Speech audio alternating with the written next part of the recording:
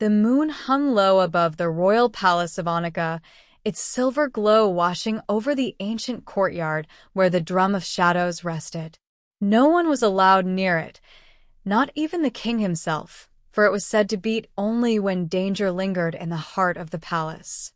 That night, as the kingdom slept, a deep, hollow boom, Boom.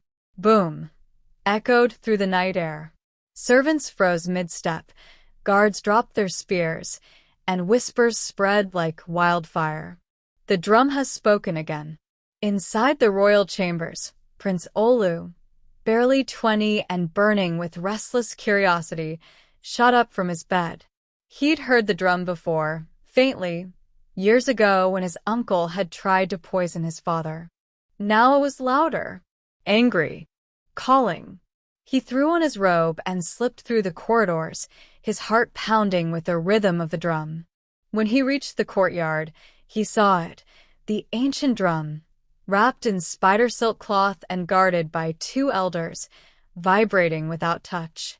One of them, Elder Makori, turned to him with trembling hands. "It beats for blood, my prince, blood from within the palace." Olu's heart dropped. "From within." The elder nodded gravely. Yes. "The drum of shadows never lies. It calls out betrayal." That night, sleep abandoned the royal palace of Onika. For when the drums sang, someone always died. The next morning, the palace of Onika was cloaked in unease.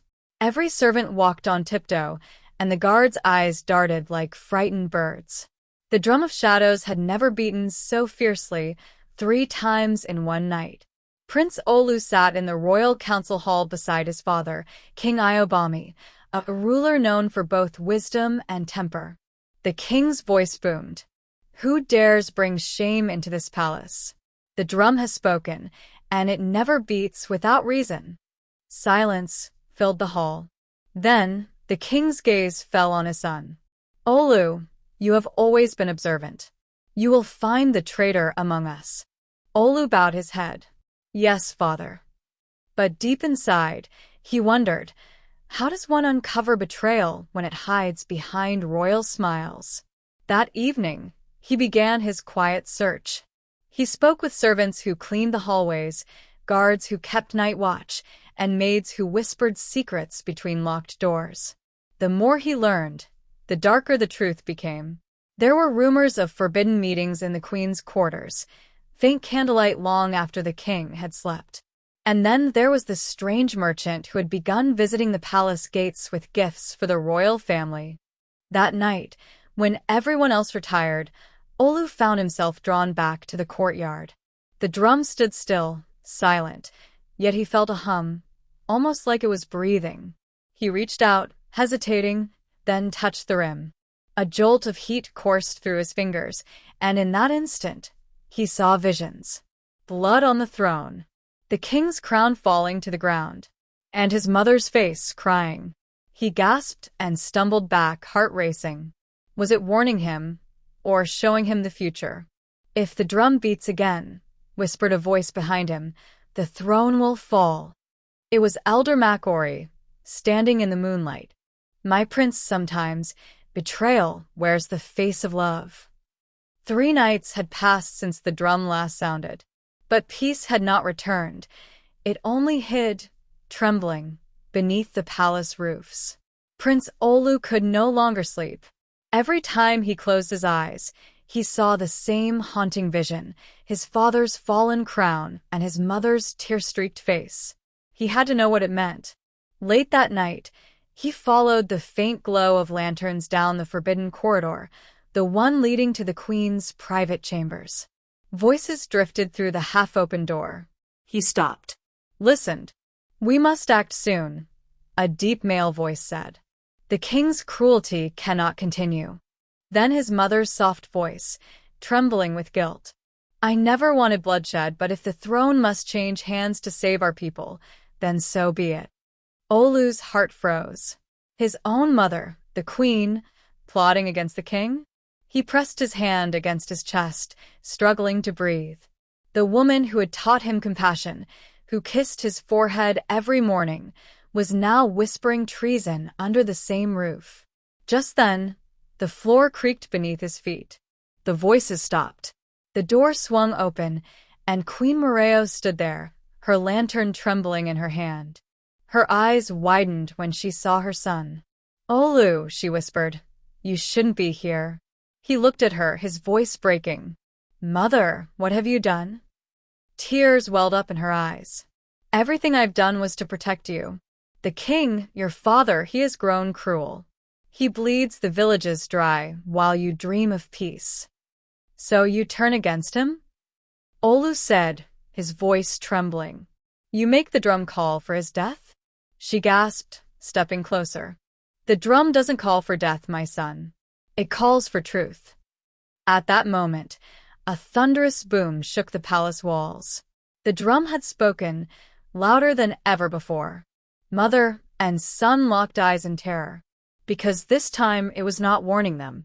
It was announcing the beginning of the end. The sound of the drum thundered through the kingdom of Onika, louder than it had in decades. People poured out of their huts, trembling in fear. Even the night birds fled the treetops. Inside the palace, chaos reigned. Servants screamed, guards clashed swords in confusion, and the king, Iobami, stormed into the courtyard in his royal robe, eyes burning with fury. "Who dares defy me in my own palace?" The drum continued to boom, shaking the earth beneath them. Each beat echoed like a heartbeat of the gods. Olu stood by his mother's side, torn between fear and duty. He wanted to speak, to tell his father everything, but his throat felt locked. Then, from the shadows, a figure emerged, the same merchant who had been visiting the palace gates. He bowed low. "Your Majesty, forgive me, but there is treachery in your midst." The king's eyes narrowed. "Speak." The merchant pointed toward the queen. "It is her. She plots with others to end your reign." Gasps filled the courtyard. The queen's face went pale. "He lies," she cried, tears in her eyes. "I only sought to save this kingdom." But before anyone could speak again, the drum of shadows gave one final, thunderous strike, a sound so powerful it sent cracks crawling across the courtyard floor. Then silence. Smoke rose from the drum, and on its surface, painted in glowing red, were the words, "The blood of the betrayer will cleanse the throne." Olu fell to his knees, his heart breaking. "No!" The king turned to his guards. "Take her." The queen's scream pierced the air as she was dragged away. Olu rushed forward, tears streaming down his face. "Father, please. There must be another way." But King Iobami's face was stone. "A curse cannot rule beside me." That night, the prince sat alone in the courtyard, staring at the broken drum. His heart shattered between two loves, his mother's compassion and his father's power. And for the first time, he realized the drum had not spoken of betrayal alone. It had spoken of destiny. And the blood it demanded might soon be his own. The kingdom of Onika mourned in silence. The queen had been locked away in the Tower of Winds, awaiting her judgment at sunrise. The king refused to eat. The guards refused to sleep. And in the heart of the palace, the drum of shadows sat cracked and silent, as if holding its breath. Prince Olu wandered the palace halls like a ghost. He could still hear his mother's voice echoing in his mind. The drum doesn't call for death, it calls for truth. That night, unable to bear the weight of his guilt, Olu made his way to the tower where she was kept.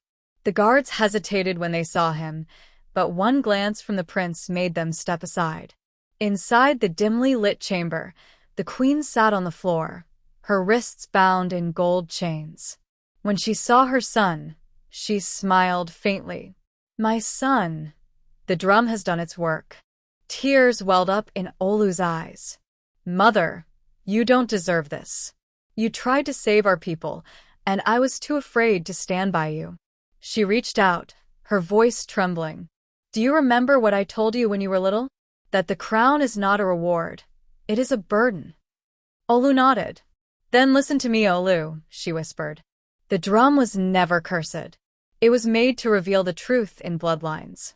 If it cracked tonight, it means the throne must pass to one whose heart is pure. Before Olu could speak, the tower door burst open. The king entered, flanked by his guards. His eyes were hollow, his voice thunderous. It ends tonight. But then the ground trembled. A deep, slow boom echoed again, the final sound of the drum of shadows. Everyone froze. The drum, cracked and broken, began to glow from within. The air shimmered with light as the spirit of the first king of Onika appeared, tall, regal, and shining like 1,000 suns. Iobami, the spirit's voice boomed. You have let pride poison your rule. The throne no longer answers to your blood.